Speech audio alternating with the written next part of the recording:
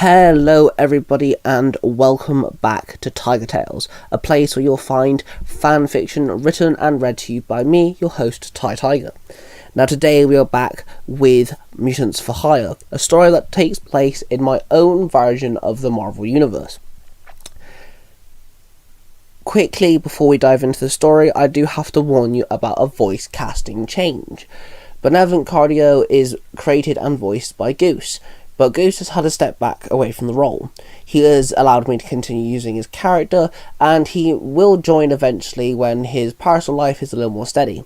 Nothing bad, don't worry, just his life is a bit hectic right now and he can't dedicate his attention to this. So a friend called Ethan has stepped in and took over. So now we've done with that, let's jump in with Mutants for Hire, Chapter 2, The Rescue Mission. Would you please stop fidgeting? I'm trying to work here. Gambit huffed. He then tried to grab the rope with his tight hands. Hey, watch it, man. That's me. We are sharing the rope. Oculus snapped. Well, if you worked with me here, maybe I could get us out. Gambit barked. Back. Fine, Oculus muttered. Then he leaned backwards, pushing into Gambit's back. Gambit then rolled his wrists, and that loosened the grip slightly. He managed to grab hold of the rope, and suddenly, with a spark of small pink light, the rope started smoking and burnt enough for Gambit and Oculus to pull themselves free. They both stood up. You should come with me and Rogue. I have a new team of students. I could help you with your powers. Gambit told him. Don't start that again, yeah? Oculus snapped. He then walked over to the table and picked up his Desert Eagle, the handgun, and his army knife. Gambit picked up his bow staff, which was collapsed down, and his deck of cards. Suddenly, the door swung open and the three soldiers walked in, all carrying rifles. Disagree with me all you want. We need to get out of here and find Rogue. We're better off working together. Gambit told him as he shuffled his deck of cards and then pulled one from the deck. And we have to find the boys, but fine, just for now, Oculus said as he sheathed his knife quickly. He checked his ammunition and his pistol, and then ducked as the soldiers started taking fire.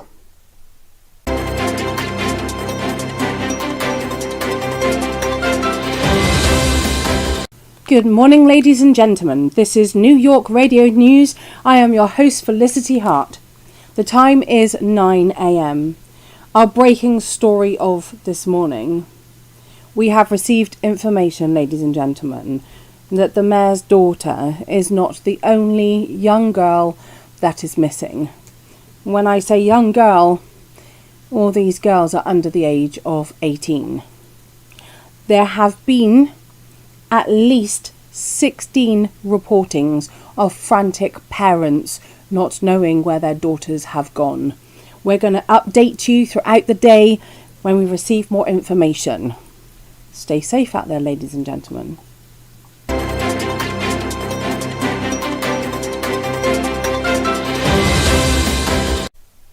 4 hours earlier.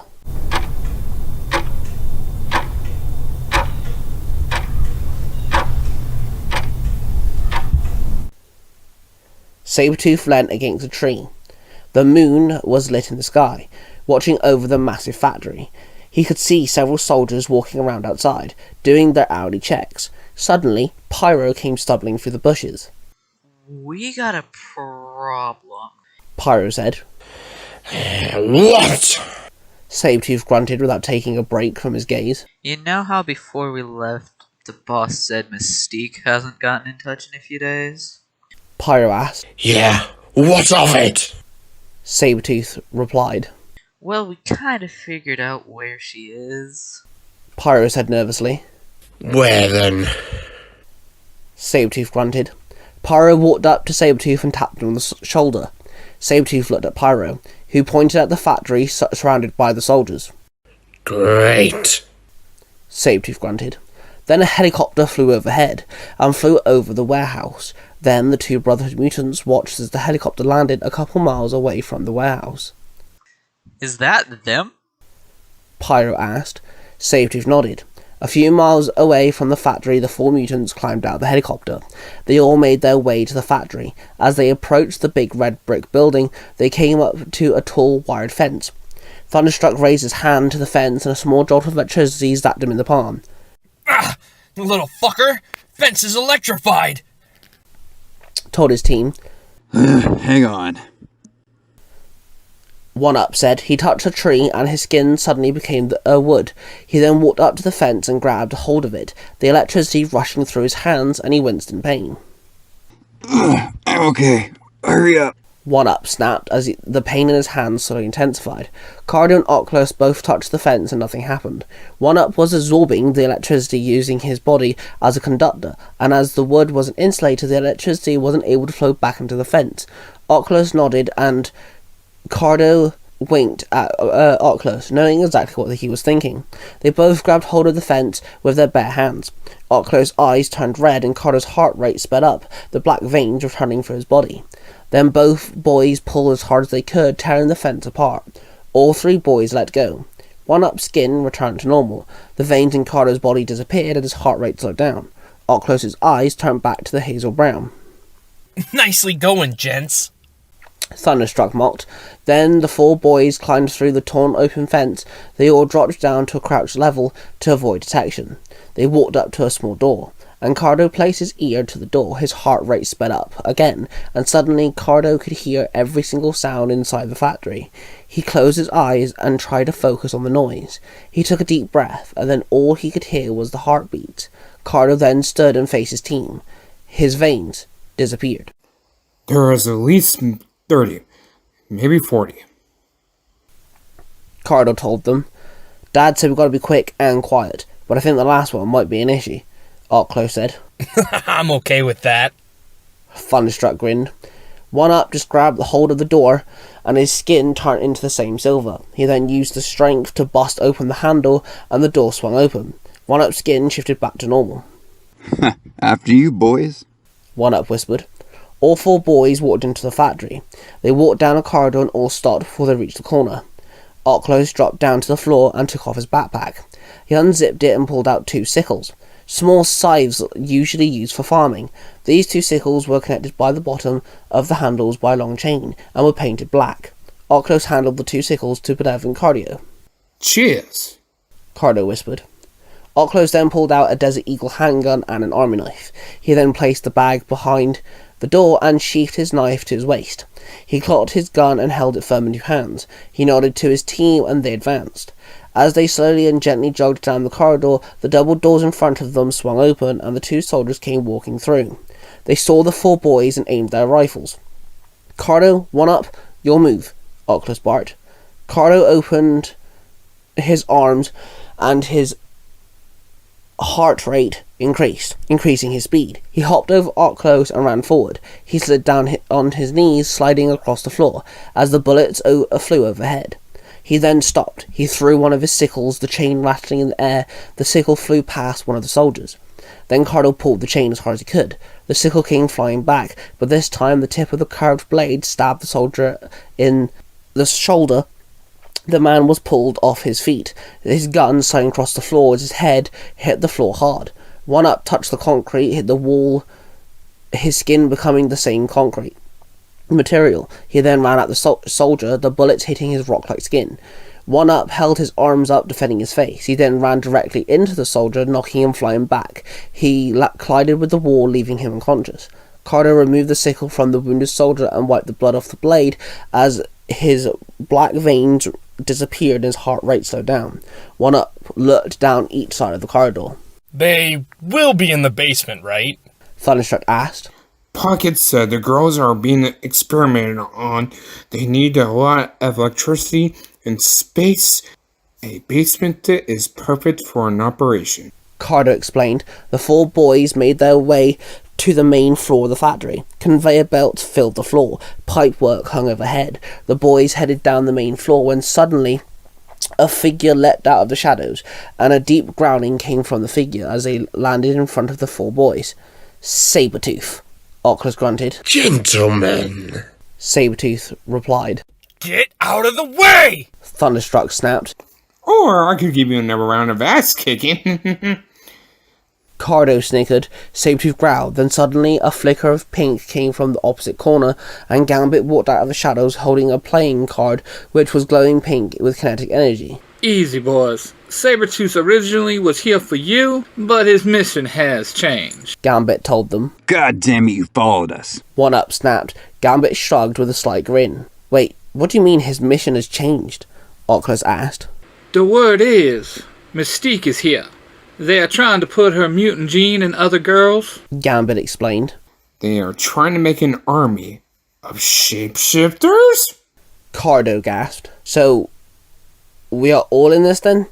Oculus asked with confusion. I'm only here to save Mystique. You boys, do what you want. Sabretooth growled. How about a little team up? Thunderstruck suggested. I ain't trusting the X-Men or the Brotherhood. Fuck that. One-Up snapped. We ain't here to get in the way of this mission. This is pretty big. You boys could use some help. Soon as they knew you're here, they will have this place surrounded. Gambit told them. The 4 boys huddled up. I say we take Gambit's help and let Fangface over there handle Mystique. Saves us trying to handle her, Oculus told them. Fine, but we keep an eye on both of them. Thunderstruck muttered. If either of them get in the way of the mission, we take them out. One-Up snapped. Actually, there is 4 of them. They are hiding in the shadows. Cardo said as he pointed to his ears. The boys noticed the black veins in his neck. The boys turned around and back to facing Gambit and Sabretooth. We know you have someone watching us. Both of you do. Cardo said. Suddenly, Pyro landed next to Sabretooth and Rogue walked out of the shadows and stood next to Gambit. What up, losers? Pyro chuckled. Hey, boys. Rogue said, smiling at Oculus. Okay, look. Our mission is to save the girls, right? Especially the mayor's daughter. So Gambit and Rogue will take your help. There's a few girls, apparently, and we could have the help getting them all out of here. Especially out of the ground. Sabretooth and Pyro, you just handle getting Mystique out of here. We don't need any trouble, Oculus told the room, ignoring Rogue. Lead the way. Rogue said gently. Suddenly, a siren went off. Red lights started spinning and the soldiers started pouring in. Sabretooth pointed at a red door. That leads to the basement. Sabretooth growled. One-Up, get that door open. We've got these goons, Oculus said. Fine. One-Up muttered. He then walked up to the door and placed his hands on it, his skin becoming the same red metal. He then noticed that the door was electronically locked and needed a specific data card to be swiped to unlock it. One-Up grabbed one end of the door and pulled, the hinges folding under the pressure. As One-Up was working on the door, the rest of the Mutants for Hire, the 2 X-Men members, and the 2 Brotherhood members were fighting the soldiers. Some of the soldiers wielded machetes, some had stun guns, pistols, and stun batons. Sabretooth jumped onto a soldier and dug his claws into his throat, as Pyro ignited his flamethrowers, blasting soldiers with intense flames. Gambit took a few steps back as he started throwing kinetically energy-charged playing cards at some of the soldiers. Rogue kicked the man in the chest, knocking him off his feet. She then picked up his stun baton and started hitting the other soldiers with it. Thunderstruck was hit with a stun baton, striking his back hard, his skin glowing blue due to the impact and the kinetic energy building up in his body. He leant forward, allowing 2 soldiers to hit him more, his back starting to ache due to the impact. Then he released all the kinetic energy at once. A shockwave pulsed out of him, knocking the 2 soldiers, sending them backwards. Oculus' eyes turned blue and he blurred around the room. Then he stopped behind one soldier, using his knife to slice the man's throat. Blood spurted everywhere. The soldier dropped to the floor, then his eyes turned red and he grabbed one of the soldiers by the bulletproof vest, lifting the man in the air. He then started throwing him into 2 more soldiers. Carter's heart started racing and the black veins running up his body. His brain went into overdrive, turning off his pain receptors. Suddenly, 2 soldiers hit Cardo with stun guns, the taser end hitting Cardo's body, but Cardo felt nothing. He then threw his sickles at one of the soldiers, slicing his leg, and the soldier dropping to the floor. Then he spun the sickle around by the chain, the sickle blade licking several soldiers. Blood started soaking through uniforms, and bodies started dropping to the floor. The grown men started crying out in pain. One-Up pulled the door and removed it finally off its hinges, and threw the door at some soldiers, the door colliding into the soldiers and crushing them underneath. Come on. One-Up called out as all 8 of the mutants ran through the door and ran down into the basement. As they entered the basement, they met a huge room filled with girls, all unconscious, tied to beds, heartbeat monitors next to them, and tubes running into their arm with thick blue liquid being pumped into them. On the other side of the basement room laid Mystique. She had tubes in her arms just like the girls, but these tubes were drawing blood from her. Is it safe to just pull these out? Thunderstruck asked. There's a binding agent? It must have Mystique's blood mixed into it. They are trying to mix DNA or something. Cardo told them. Fuck it. Thunderstruck shrugged. The boys started breaking the handcuffs and pulling the tubes out of their arms. The girls all started to wake up slowly. They all felt groggy. Some were panicking, and some were too drugged up to speak. Gambit ran to the side and pressed a few buttons on a wall, and suddenly the wall collapsed, revealing a huge driveway, and a gentle cold breeze drafted its way into the room. This leads outside. I can have the Blackbird here in 10 minutes. Gambit told Oculus. Yeah, okay, those soldiers are going to be here any second. Get these girls out of here. One Up can get Jessica back to the mayor, Oculus told them. One Up found Jessica, who was trying to stand up and stay stood, but the side effects of the drug were making it difficult. Hey Jessica, my name is One Up. I can take you back to your dad, okay? One Up told her. She stood slowly. One Up touched the metal bar of the bed, and his skin became shiny metal. He picked up Jessica, and she wrapped her arms around his neck. Close walked up to One Up. Things are about to get messy. Keep going to the helicopter. Wait 10 minutes, no longer. Soon as that timer hits that mark, you get out of here. Do you hear me? And get that girl back to the mayor. And get us paid, Oculus told him. I got it. One Up nodded, and then he started running down the long driveway and out of the factory. Oculus pulled Sabretooth and Gambit to one side. Get Mystique out of here. Leave Pyro to help us for a minute. Come back for him as soon as Mystique's out of the way. Gambit, get Rogue to lead these girls out of here. Get the Blackbird here. We need to give One Up and Sabretooth and Rogue enough time to get things clear. Then we can blow up this whole joint, Oculus told both of them. Sabretooth nodded with a growl and then walked up to Pyro. Stay here and give me cover, Sabretooth told Pyro. I got you! Pyro grinned. Gambit walked up to Rogue. Get these girls out of here. Get them to the Blackbird. I'll be right behind you. Gambit told her. You better be right behind me, Rogue demanded. Gambit and Rogue shared a kiss. Then Rogue started signaling for the young girls to follow her, and Rogue led the teen girls down the same driveway, some of them stumbling and some of them started finding their feet. Then, as One Up and Jessica left the building, the girls started to follow. As the girls fled, the door was barged open and several soldiers ran in, unleashing bullets upon the mutants. The remaining mutants flipped over metal beds and ducked behind them as Sabretooth grabbed Mystique and ran out as well.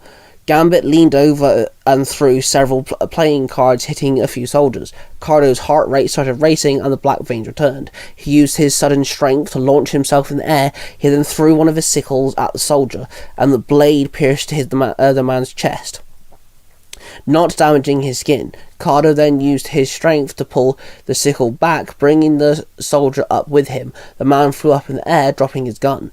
As the soldier came flying towards him, he swung his foot, kicking the soldier in the head and smacking him to the ground. Thunderstruck took a deep breath. He then ran at full speed, becoming a blur. He collided with the wall and bounced off of it. Then ran across the room and bounced off the opposite wall. Gambit looked at Oculus with a raised eyebrow. He does this sometimes. You'll see. It's actually kind of cool, Oculus told him. They watched as Thunderstruck kept bouncing off the wall to another wall at high speed. The soldiers all tried to shoot at him, but kept missing. Thunderstruck then finally charged the trajectory and ran at the soldiers. He then stopped inches away from the first line of gunmen and released all the built-up kinetic energy in one wave, knocking back several soldiers. They flew backwards, falling to the ground or smashing the walls. Pyro ran up to the door and hit his flamethrowers, turning up the temperature, and started blasting the doors with his flames, welding the doors shut so that no more soldiers could get in. Gambit leapt over the fallen table he was using to hide behind. He then pulled out a small rod which extended to then become his bow staff to fight two soldiers. Oculus' eyes turned red and he picked up one of the beds and threw it at several soldiers, knocking them unconscious. The soldier stood there. He was built bigger than the previous lot. He was built and packed. He threw his gun to the floor and pulled out a machete. "Come on then, I can take you all on," the man screamed. The 4 mutants surrounded him whilst Pyro finished off the welding the door. Gambit threw 2 charged cards at the guy. He managed to dodge one, but the second one caught his ankle. The first card flew past him as he dodged. Thunderstruck ran in front of it, and the card hit him in the chest. Thunderstruck grunted due to the sudden pain, but he ran into the soldier at high speed, releasing the kinetic energy in his fist. The punch sent the soldier flying forward. Oculus' eyes turned red, and he punched the soldier at full swing, sending him flying backwards. Then Cardo threw his sickle, the blade catching the guy's leg. He then grabbed the chain and swung the man into the wall. "Shoot, that was entertaining, but a little unnecessary," Gambit muttered. Pyro grouped up with the others. "Okay, now we can blow this joint," Oculus said. The 5 mutants ran for the open exit, Gambit throwing cards at the pipework. As the pipes burst, a high whistle sound came from them. The boys noticed a few soldiers in the entranceway looking shocked and confused as they looked at snow tracks that Sabretooth, One-Up, and Rogue and the girls must have left. And Thunderstruck bolted towards them, and Cardo increased his heart rate, making his muscles move faster, running at full speed, getting to the soldiers at the same time as Thunderstruck. "That's the last one," Gambit said. "Okay, Pyro, light it up," Up-Close commanded. Sure, but first things first. Pyro grinned. He grabbed Up-Close by the collar and threw him back. Up-Close stumbled and rolled. Gambit stopped and went back a few steps to give him a hand. Up-Close grabbed it, and Gambit pulled him up to his feet. Sorry, boys. Pyro called out as he blasted them with fire. The pipes ignited, the whole driveway and the room just exploded. Pyro then ran as fast as he could, running past Thunderstruck and Cardo, who had beat up the last few guards. They both looked at Pyro running away, then looked at each other, then looked down the driveway, which was ablaze. Where is Oculus and Gambit? Thunderstruck asked in a slight panic. They must be inside. Cardo replied. Both of them started to move when a massive explosion erupted from the driveway tunnel, forcing Thunderstruck and Cardo to jump back. Then the concrete started crumbling and falling, the entire tunnel caving in till there was nothing but a pile of rubble. The boss is not going to be happy, Cardo muttered. 3 hours later.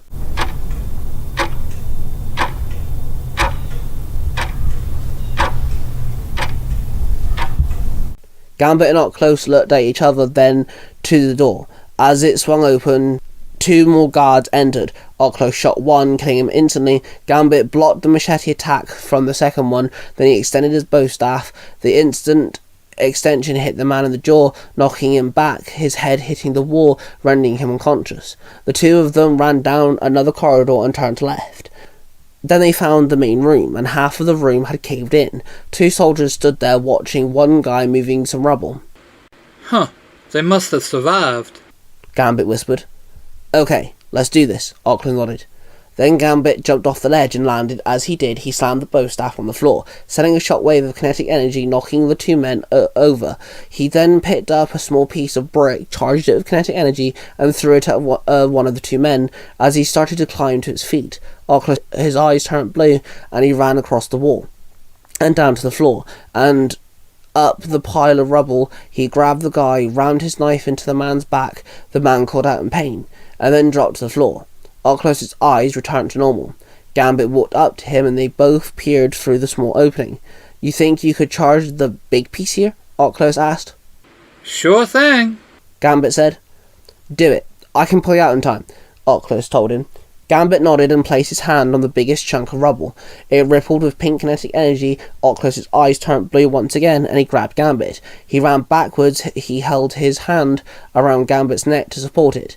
The piece of rubble exploded, and Gambit and Up-Close sheltered themselves as pieces of brick flew across the room. The small gap was now a triple in size. Gambit and Up-Close started climbing through it and found the way out, falling into the snow. "You did good, boys, considering," Gambit said. "Hey, thanks. I'll take that. Slightly." From the guy who'd lost half his team and listened to a bold psychopath, Oculus muttered. Easy now. Gambit muttered as he climbed to his feet. Come on, the boys and Rogue must be worried, Oculus said as he started walking. Wonder if Pyro got out, or do you think your boys took care of him? Gambit pondered. Dad wouldn't let us kill Pyro or Sabretooth. Maybe hurt them a little, Oculus told him. Why won't he let you kill them?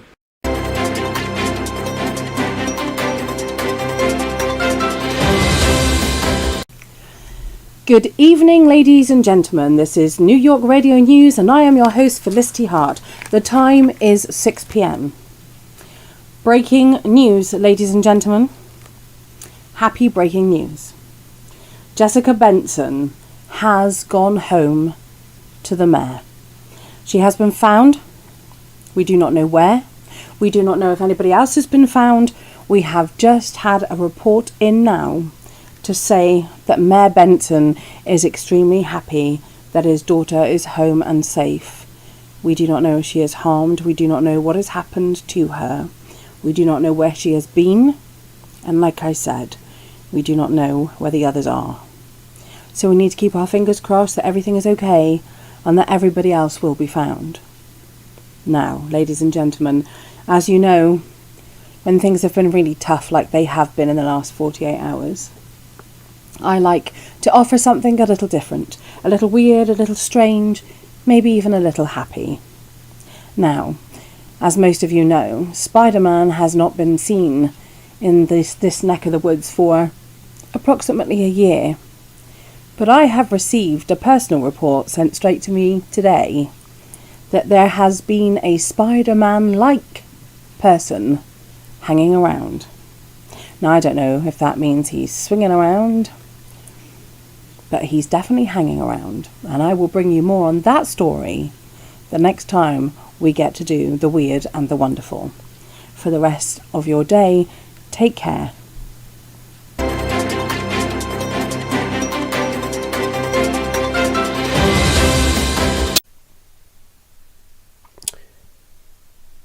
Mr. Pocket walked up to a building and placed his briefcase down and opened it, then pulled out a small container of black slime. He turned the container and pressed the code into the small dial. Then the container opened and suddenly the black sludge started moving up and climbed out of the container and spilled into the briefcase.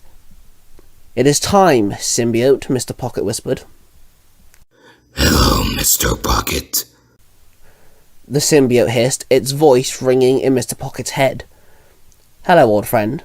I found you a new host," Mr. Pocket said to it. Eddie died, and so did Parker. Gargan is useless to us. The symbiote snapped.